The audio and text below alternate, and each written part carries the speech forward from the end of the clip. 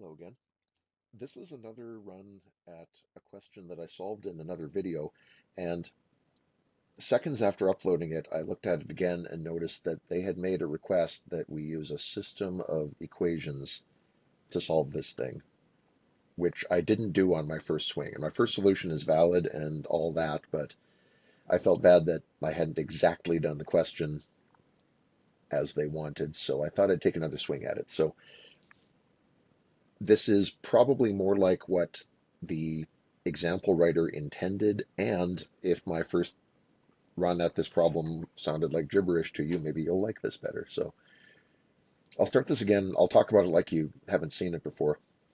They're telling us there's a geometric sequence, and they're telling us the fourth and seventh terms. So this sequence goes something, something, something. The fourth term is negative 54. Then we don't know the fifth term, and we don't know the sixth term, but they tell us the seventh term is 1458.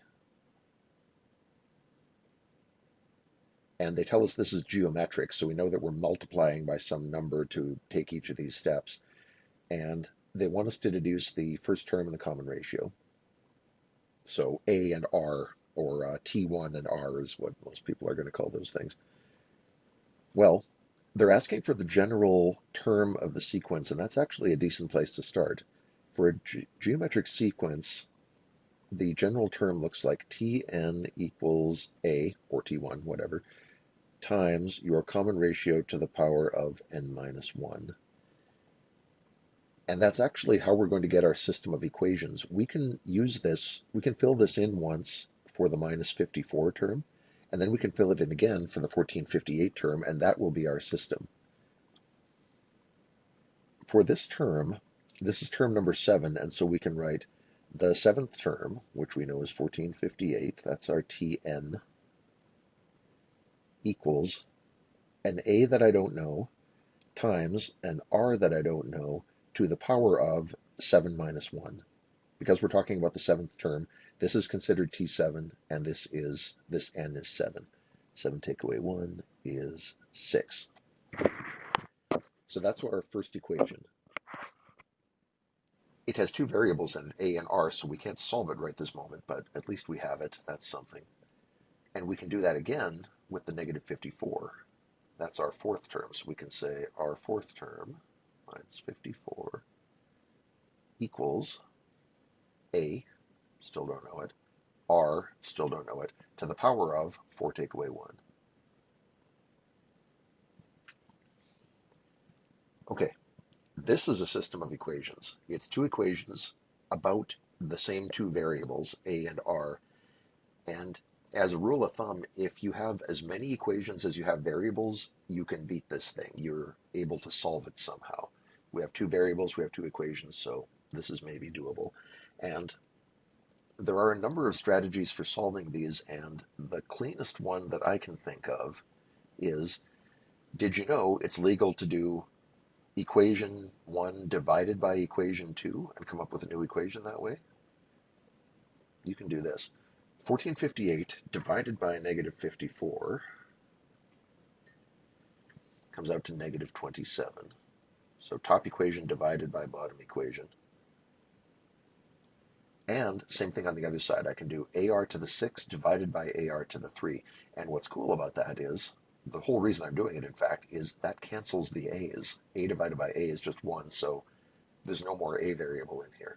And R to the 6 divided by R to the 3 gives R to the 3. So this is lovely because we've gone from having two variables, hard, to having one variable, not so hard. And now we can finish this if we cube root both sides. I want to take that third power off the R. The opposite of a third power is a third root. Do that, and you get the cube root of minus 27 is minus 3. The cube root of R cubed is plain old R. So our R is negative 3.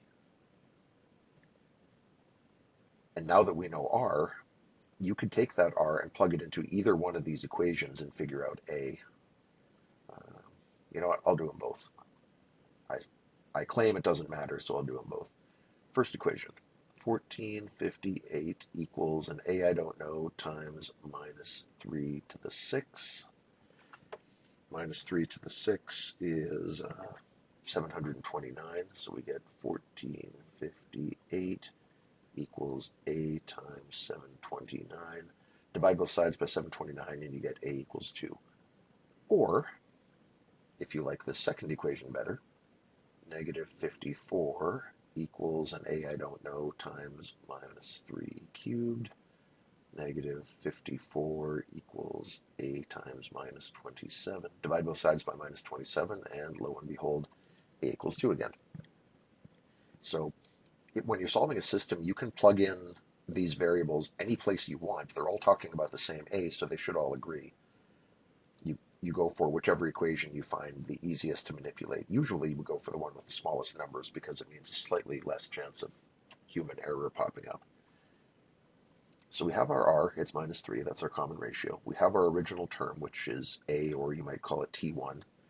And if we know all that stuff, here's our formula for the general term that they wanted us to fill in.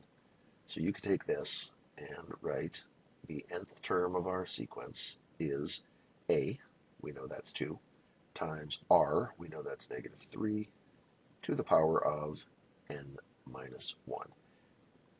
And this is general because it can take any value of n. You can ask this thing for the first term, the 10th term, the 100th term, and that whoever wants to choose the term, they're going to pick the value for n for us, but we've given them everything else.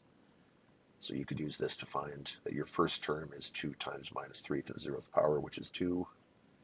You could plug 7 into it, and you get 2 times negative 3 to the 6th, and that would come out to 1458. Or you could find any other term with this. So there is your general term of the sequence.